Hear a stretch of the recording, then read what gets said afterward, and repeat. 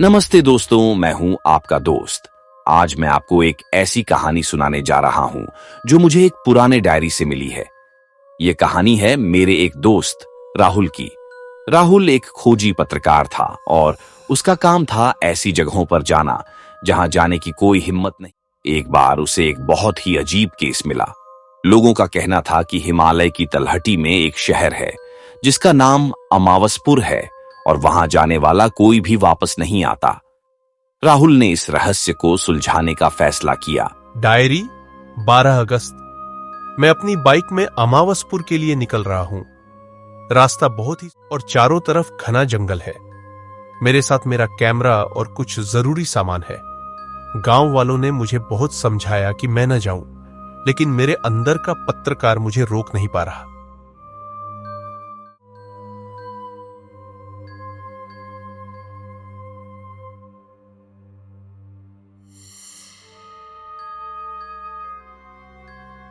राहुल ने अपनी यात्रा शुरू की।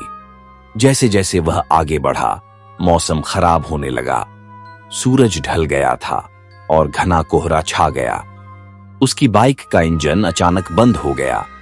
वह बाहर निकला और उसने देखा कि उसकी बाइक का टायर पंचर हो गया था।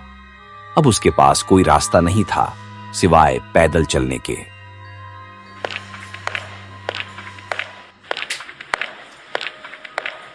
डायरी 13 अगस्त। रात के 11 बज रहे हैं। मैं अंधेरे में चल रहा हूं।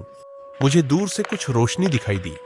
मुझे लगा कि यह अमावसपुर है, लेकिन वह एक पुराना गांव था। मैं वहां एक बूढ़े आदमी से मिला जिसका नाम किशन काका था। उनके चेहरे पर डर साफ दिख रहा था। काका, मुझे अमावसपुर जाना है। क्या आप मुझे वहां का रास्ता बता सकते हैं? बेटा, उस शहर का नाम मत लो। वह एक शापित शहर है। वहां आवाजें हैं जो लोगों को अपने पास बुलाती हैं और फिर उन्हें गायब कर देती हैं। यह सब अंधविश्वास है काका। मैं सिर्फ अपना काम करने आया हूं। अगर तुम्हें जाना ही है तो एक बात याद रखना, वहां कभी भी अंधेरे की आवाज का पीछा मत करना। वह तुम्हें एक ऐसे रास्ते पर ले जाएगी जहां से वापसी नहीं है। काका की बात सुनकर राहुल को डर तो लगा, लेकिन उसने हिम्मत नहीं हारी। वह आगे बढ़ा। कुछ दूर चलने के बाद उसे एक पुरानी सड़क मिली जिस पर अंधेरा बहुत ज्यादा था। तभी उसे एक मीठी लेकिन अजीब सी आवाज सुनाई दी। अंदर आओ, यहाँ बहुत सुकून है।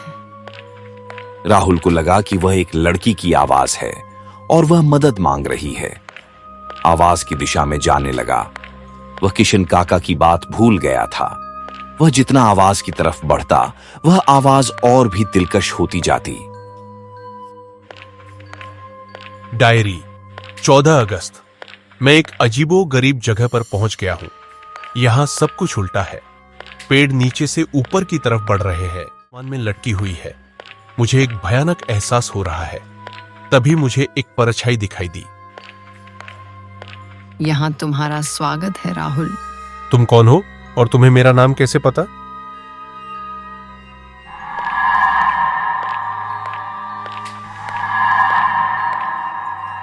हम यहाँ हर आने वाले का स्वागत करते हैं। तुम भी हमारे जैसे ही हो जाओगे। नहीं, मुझे जाना है यहां से। तुम यहीं रहोगे क्योंकि तुम अंधेरे की आवाज का पीछा करके आए हो। राहुल को अब समझ आया कि यह कोई साधारण शहर नहीं था। यह एक ऐसी जगह थी जहां इंसानों की आत्माएं फंस जाती थीं। उस परछाई ने राहुल को एक पुरानी डायरी दिखाई जिसमें किशन काका का नाम भी लिखा था। किशन काका ने वह रास्ता जानबूझकर बताया था क्योंकि वह भी इसी जगह फंस गए थे और चाहते थे कि कोई और उनकी तरह न फंसे। राहुल के पास अब कोई रास्ता नहीं था। वह भागने की कोशिश करता, लेकिन वह परछाई हर तरफ थी। तभी उसे अपनी जेब में किशन काका का दिया हुआ एक पुराना तावीज मिला। तावीज को देखते ही उस परछाई की आवाज धीमी हो गई।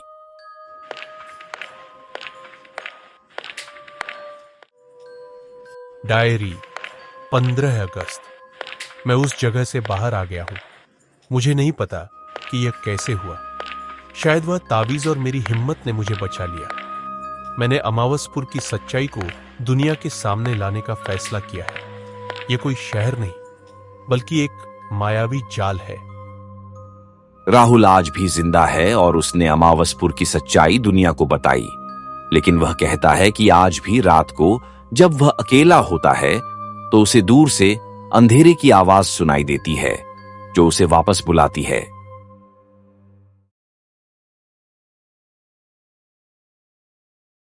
मेरी जुबानी है।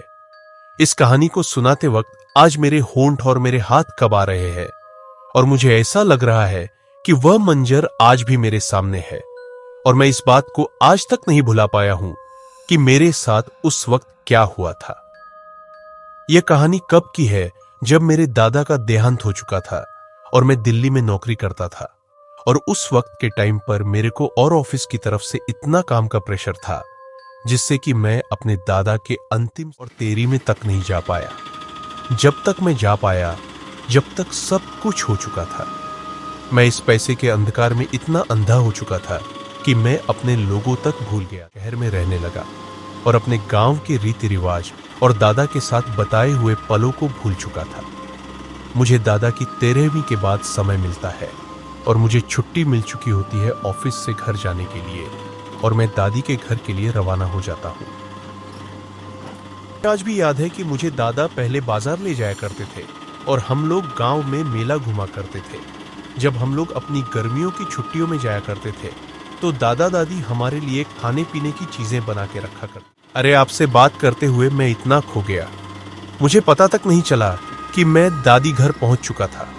अब मैं दादी घर पहुंच चुका था। हमें जा रहा होता हूं गांव की गलियों में से।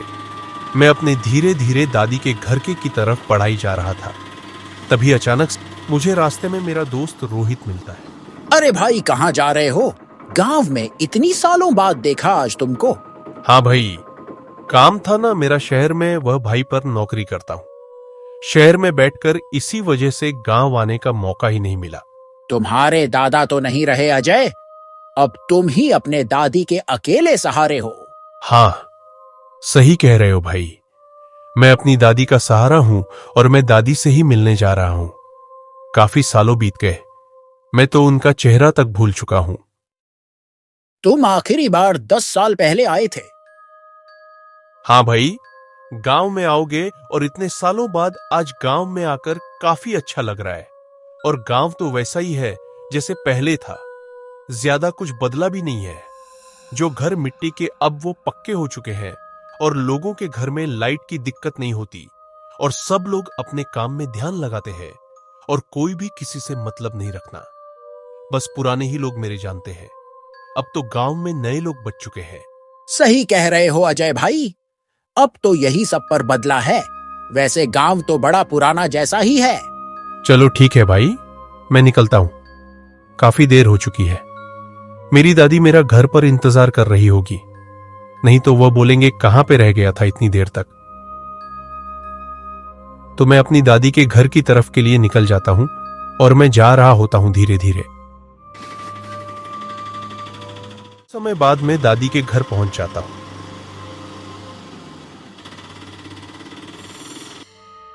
मैं घर के अंदर जाता हूं और दादी सामने बैठी हुई होती है बिस्तर पर। मुझे देखकर खुश हो जाती है और उन्हें देखकर ऐसा लग रहा था जैसे कि मेरे आने से उनके अंदर जान में जान आ गई। बेटा, तू कहाँ था इतने सालों से? तू शहर में जाकर पैसों में इतना अंधा हो गया कि तू सिर्फ नौकरी पर ही ध्यान देने लगा। ना तो कभी गांव आया, ना कभी तूने हमारा और दादा का हालचाल पूछा। अब तुम्हारे दादा भी नहीं रहे। हाँ दादी, तुम बिल्कुल सही कह रही हो। मुझसे इतनी बड़ी गलती हो गई कि मैं पैसों में इतना अंधा हो चुका था कि मैं तो अपने घर वालों को ही भूल गया। मैं अपने दादा दादी को तक भूल गया, जिनके साथ में बचपन में अपना समय बिताया और जिनके साथ में इतना बड़ा हुआ। जब भैया ने मुझे बताया कि दादा नहीं रहे, तब मुझे यह बात सुनकर काफी बुरा लगा और मैं अपने आप को आने से रोक ना पाया।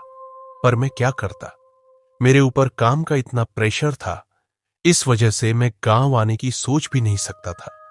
मुझे क्या पता था नहीं इतना सब कुछ हो जाएगा और दादा इस दुनिया में नहीं रहेंगे। नहीं तो मैं एक बार जरूर उनसे मिलने आता, पर मेरी इतनी फूटी किस्मत की मैं उनसे आखिरी बार तक नहीं मिल पाया। कोई बात नहीं बेटा, तू उनसे नहीं मिल पाया तो अब मैं ही बची हूँ। हाँ, दादा के जाने के बाद आप ही जो इस घर में मेरी अपनी हो।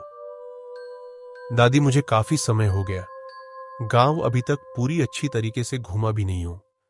मैं गांव घूम के आता हूं। ठीक है बेटा, आराम से जाना और रात होने से पहले घर लौट आना। ठीक है दादी, आप परेशान मत हो।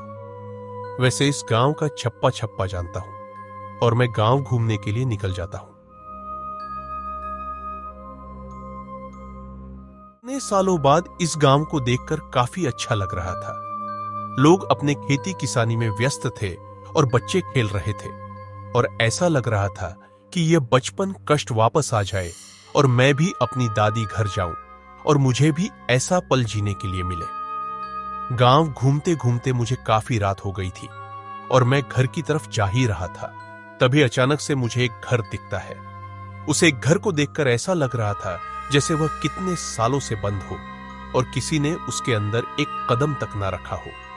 अचानक से आंधी और तूफान आ जाता है और उसके साथ बारिश भी लेकर आता है और इतनी तेज बारिश होने लगती है, पूछो मत। और जंगल में ही वह घर था और उसके नीचे जाकर मैं खड़ा हो जाता हूँ और हर तरफ बारिश गिरने की आवाज आ रही है। कुछ समय बाद उसे घर में से एक इंसान निकालकर बाहर खड़ा हो जाता है और मुझसे ऐसी बात कहता है, अरे भैया, कितनी बारिश हो रही है यहाँ पर, क्या कर रहे हो?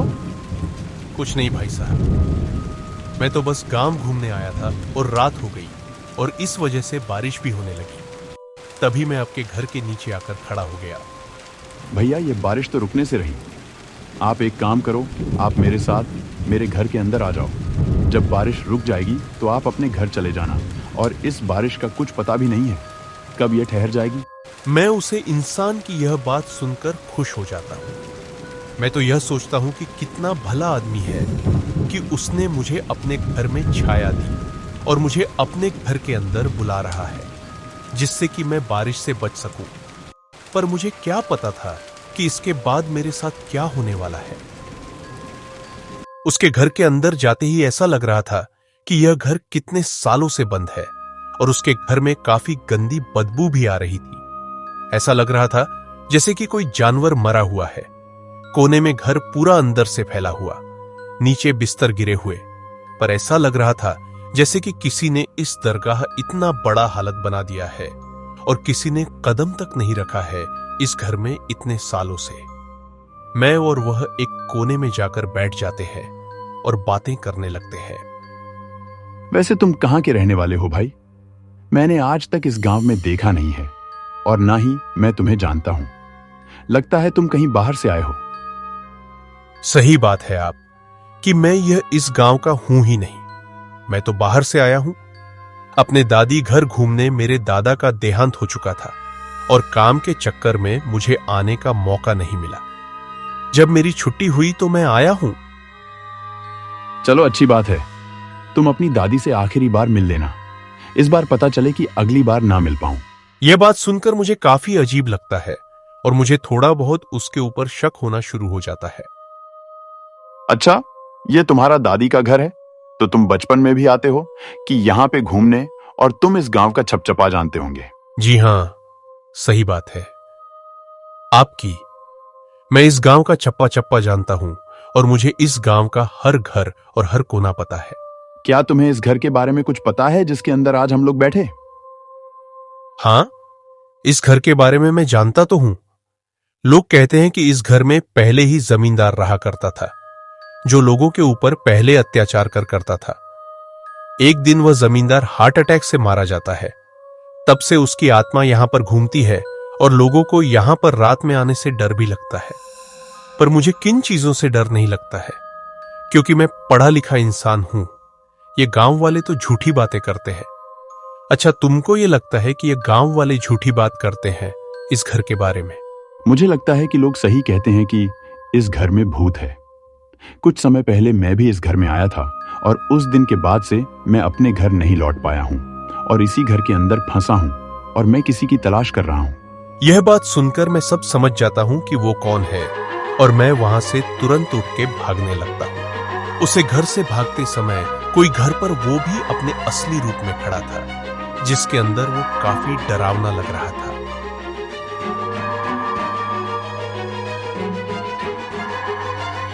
मुझे सब समझ में आ जाता है कि वह कौन था।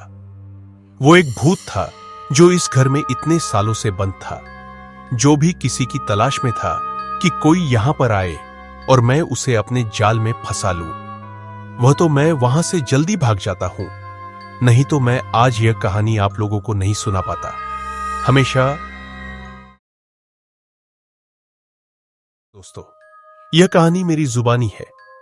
जब मैं इसे सुनाता हूं तो आज भी मेरे होंठ कांप जाते हैं और हाथ पसीने से भर जाते हैं। ऐसा लगता है जैसे वो मंजर आज भी मेरी आंखों के सामने खड़ा हो। यह बात उस समय की है जब मैं कई साल बाद अपने गांव गया था। शहर की भागदौड़ और नौकरी की वजह से गांव जाने का मौका ही नहीं मिल पाता था। लेकिन उस साल गर्मियों की छुट्टियों में मैंने तय किया कि अब चाहे कुछ भी हो, गांव जरूर जाना है। मैं अपनी बाइक से गांव पहुंचा। सुबह से ही सड़क पर सफर शुरू किया था। खेतों के किनारे, कच्ची पगडंडियों और धूल भरी हवाओं के बीच जब गांव की चौपाल नजर आई तो दिल खुश हो गया।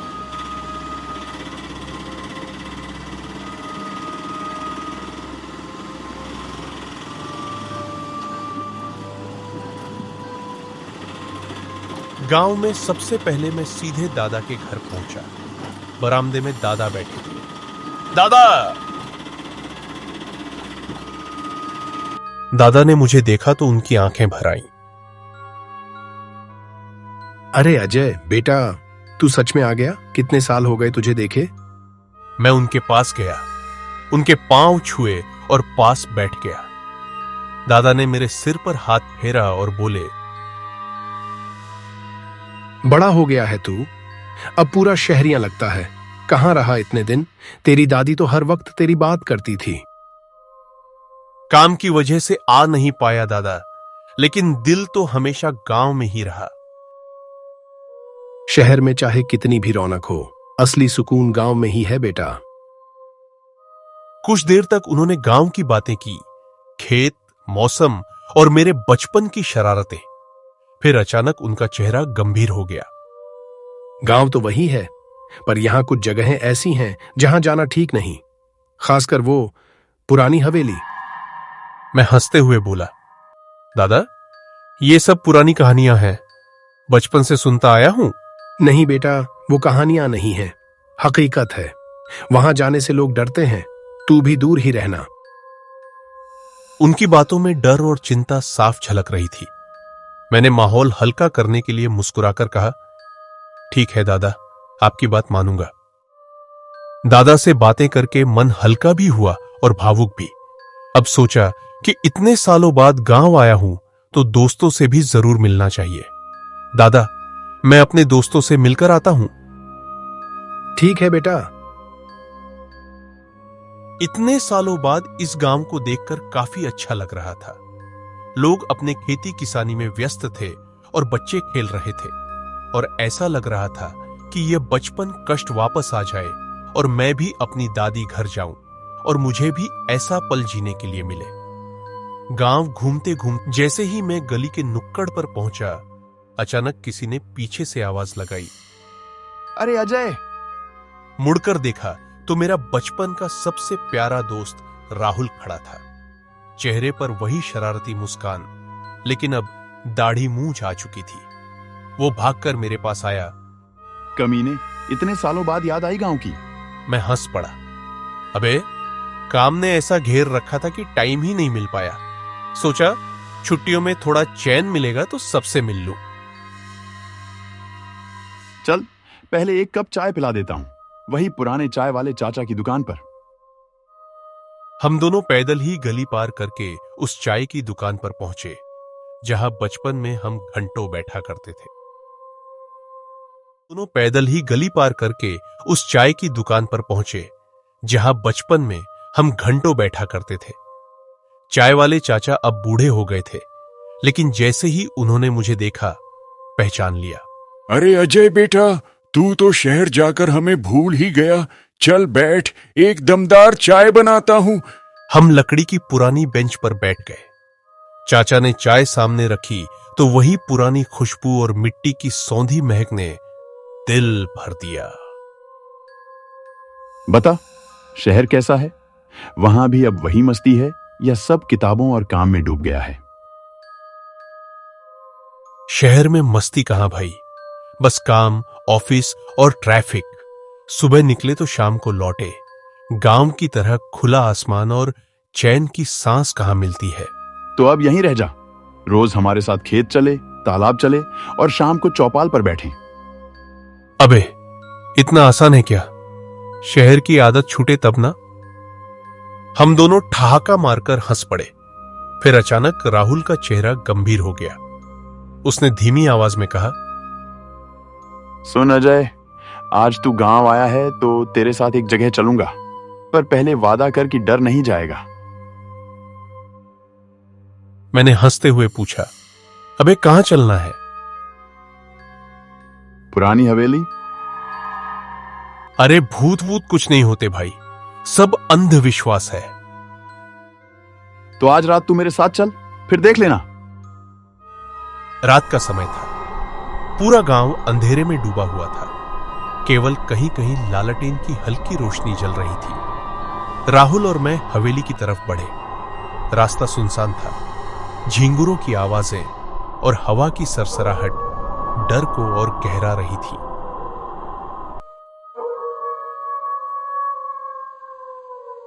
हवेली के पास पहुंचते ही अजीब सी ठंडक ने हमें घेर लिया। टूटी दीवारें, जंग लगी खिड़कियां और आधा खुला दरवाजा हमें घूर रहा था।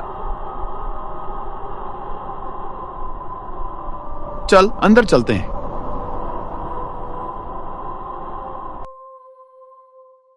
अंदर घुप अंधेरा था। दीवारों पर मकड़ी के जाले, छत से लटकती टूटी लकड़ियां और फर्श पर बिखरे पुराने बर्तन पड़े थे। हम धीरे धीरे आगे बढ़े। तभी मुझे ऐसा लगा जैसे किसी ने मेरा नाम फुसफुसाया हो, अजय। मैंने घुमा, लेकिन वहां कोई नहीं था। मैंने कांपते स्वर में कहा, सुना तूने? हाँ, पर शायद हवा रही होगी। हम ऊपर सीढ़ियों से गए। एक कमरे का दरवाजा अपने आप चरमराकर खुला। अंदर बिखरे पड़े पुराने खिलौने और फटे पर्दे लटक रहे थे। ऐसा लग रहा था जैसे कोई यहां खेलता हो, पर इतने सालों से हवेली वीरान थी। अजय, मेरे पीछे कौन खड़ा है? मैं घुमा और देखा एक लंबा साया, काला, ऊंचा, बिना चेहरे का, हमारे पीछे खड़ा था। वो साया धीरे धीरे हमारी ओर बढ़ रहा था। खिड़कियां अपने आप बंद हो गई। हवा की गूंज ने पूरा कमरा हिला दिया। बहुत सालों से इंतजार कर रहा हूं, कोई तो आए। हम दोनों चीखते हुए नीचे भागे। दरवाजा बंद था। साया सीढ़ियों पर उतर रहा था। मैं पूरी ताकत से दरवाजा धक्का देता रहा। अचानक दरवाजा खुल गया और हम बाहर भागे। जैसे ही हवेली से बाहर निकले, सब कुछ शांत हो गया। पीछे मुड़कर देखा तो हवेली की टूटी खिड़की से वही साया खड़ा हमें घूर रहा था। तुम बचकर निकल तो गए, लेकिन अगली बार जरूर लौटोगे।